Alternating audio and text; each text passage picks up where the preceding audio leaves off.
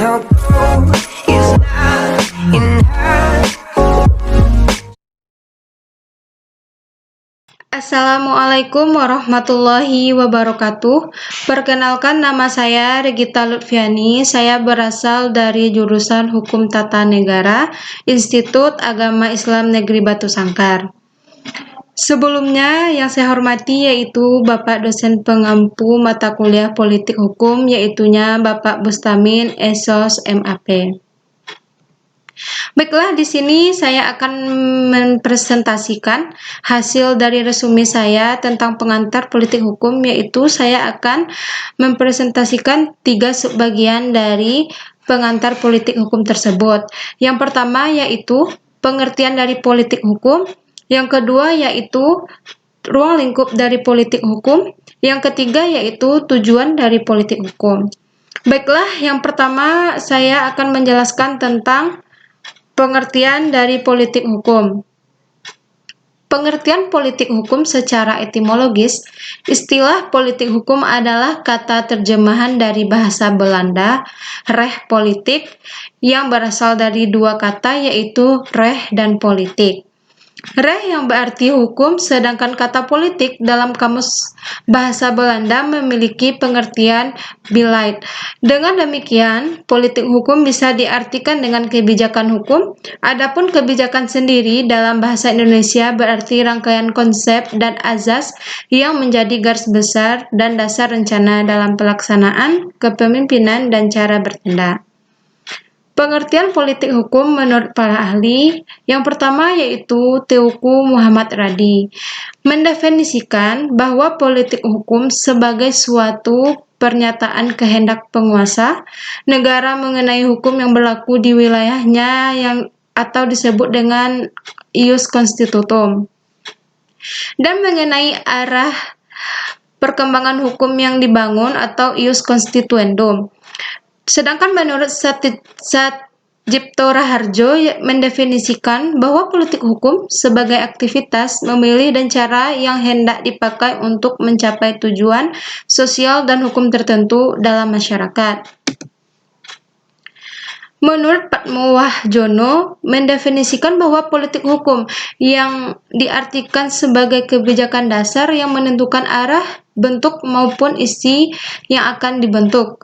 Menurut Sudarto, politik hukum adalah kebijakan dari negara melalui badan negara yang berwenang untuk menetapkan peraturan-peraturan yang akan dikehendaki. Sedangkan menurut Mahfud MD, politik hukum merupakan legal policy atau garis besar kebijakan resmi tentang hukum yang akan diberlakukan baik dengan pembuatan hukum baru atau penggantian hukum lama dalam rangka mencapai tujuan negara. Baiklah, materi yang kedua yaitu tentang ruang lingkup politik hukum.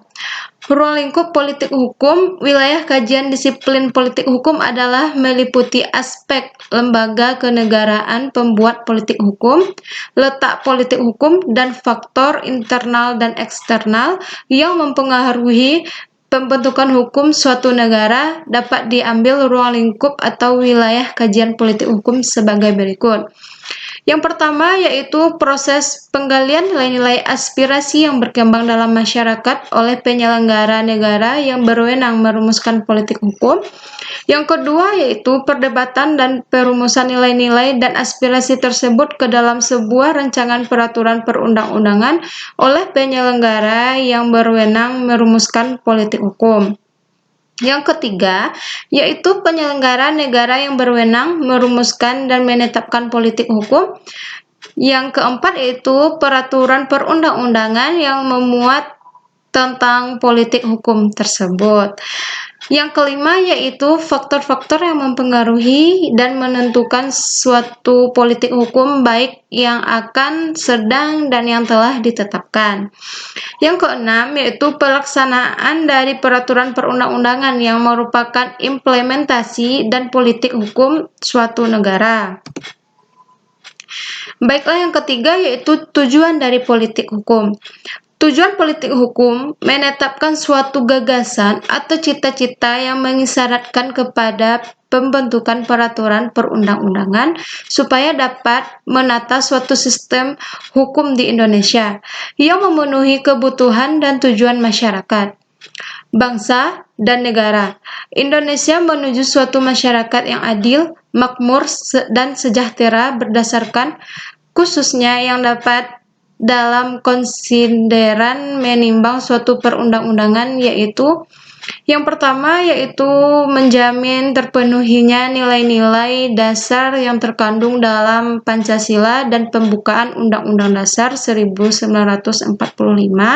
Yang kedua yaitu menjamin terbentuknya struktur dan pembagian serta pembatasan kekuasaan negara secara demokrasi dan konstitusional.